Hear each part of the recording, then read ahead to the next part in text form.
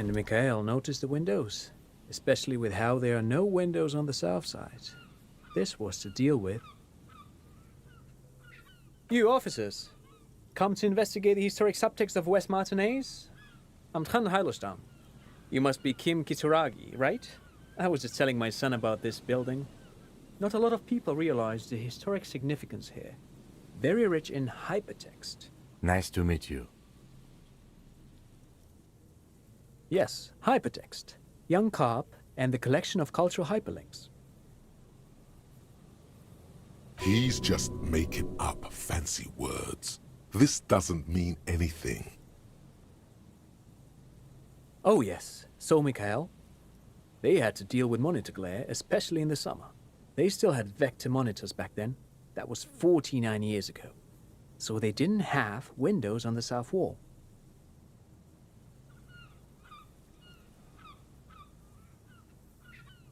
No, I can't say that we've met before, but I've heard of Kim, of course. Mikhail, say hi to the officers.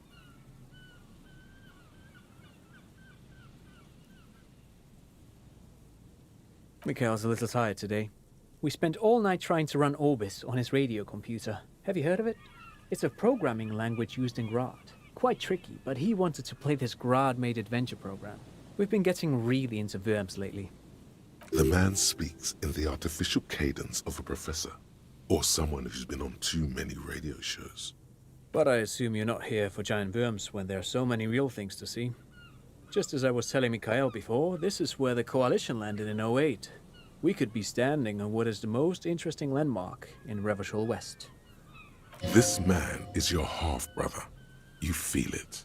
But why? Well, get a load of this guy. He really enjoys his trivia.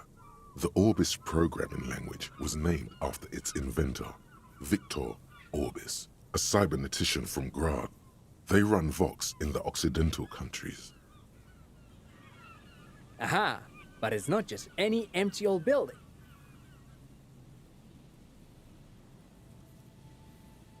What not a lot of people know is, this used to be the R&D department of Feld Electrical. And Feld, which now sells ink cartridges mostly, was once a top dog in the turn-of-the-century cybernetics boom.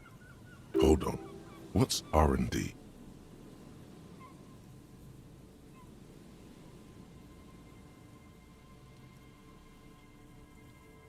It looks old and weathered, with seagulls picking apart its stone and metal carcass. Bushy undergrowth has taken hold of the collapsed rooftop. Some kind of bird has set up a nest on a broken windowsill. Apologies, it's an acronym for research and development. They don't use it anymore. You're probably more familiar with RTD, Research and Technological Development. Mea culpa. You are not familiar with that one either. This man is a bookhead. That's not surprising.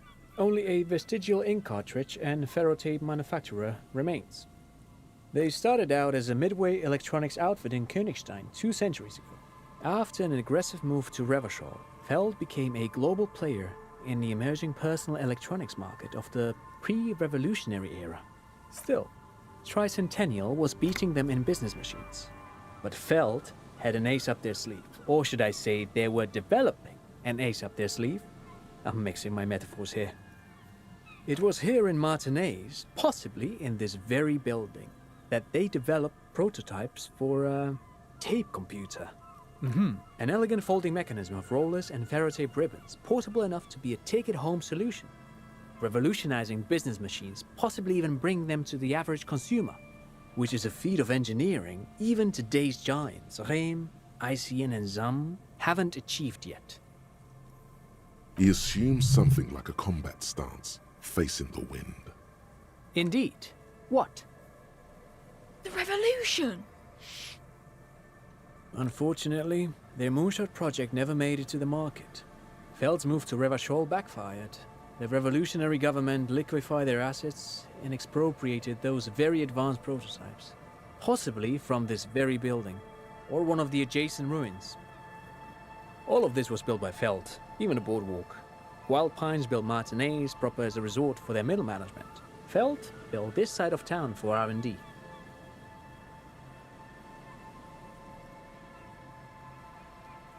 Yes, they even built a pleasure wheel, but that got destroyed in the war. A pleasure wheel? Perhaps reminded of a childhood memory.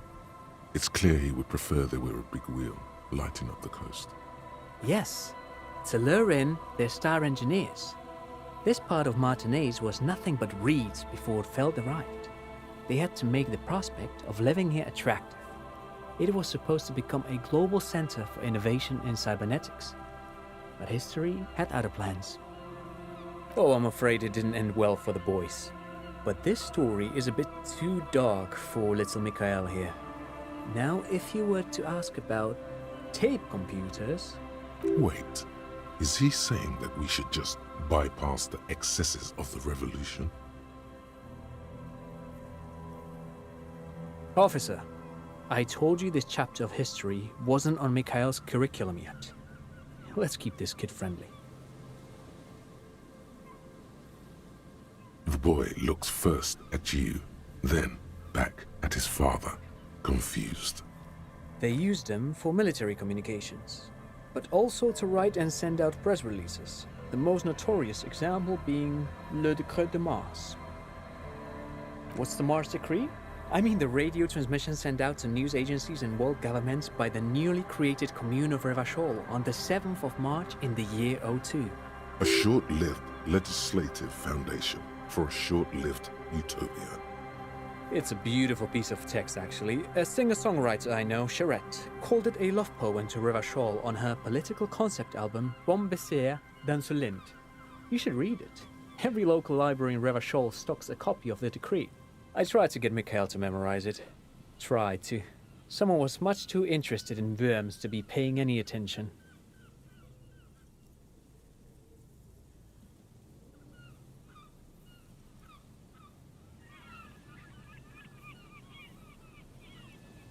The kid takes a peek at the green and silver worm on the cover of the book, already forgetting about this part of the discussion. Actually, no one knows. No one even knows what a computer made entirely of tape would look like. But word has it, they were very elegant, exquisite, alien-looking turn-of-the-century hardware. Buckle up. 10 years ago, I did a little freelancing, I guess you could say.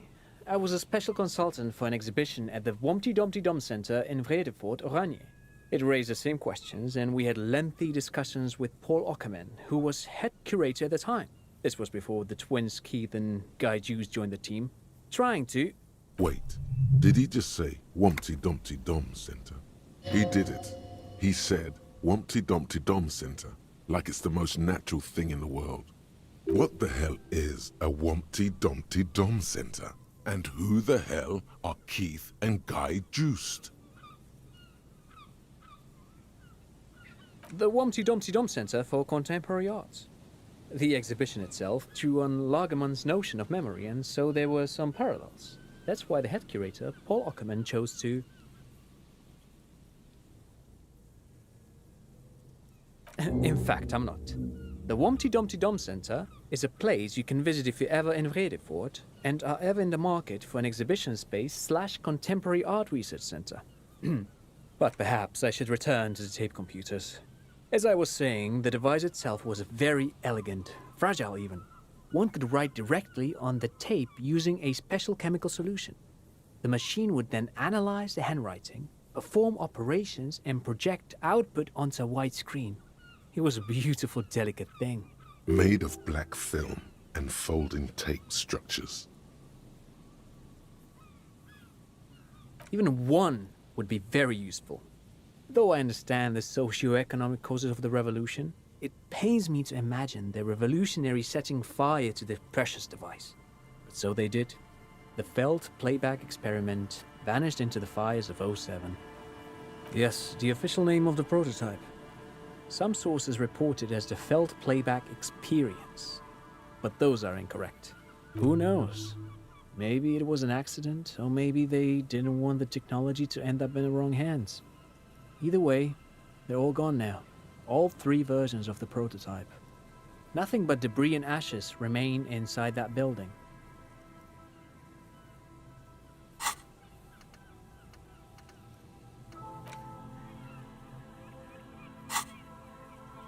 But of course, what else? I do have some money, yes, but that's not what's really important here.